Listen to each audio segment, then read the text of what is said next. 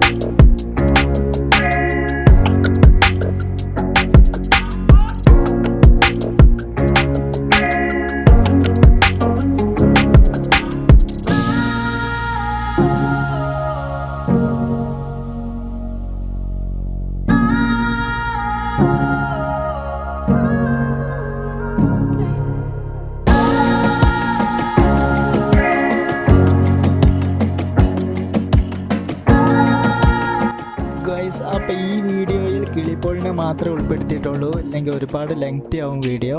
അപ്പോൾ നെക്സ്റ്റ് വീഡിയോയിൽ നമ്മൾ നീമാപോളിനെ വരയ്ക്കുന്നതാണ്.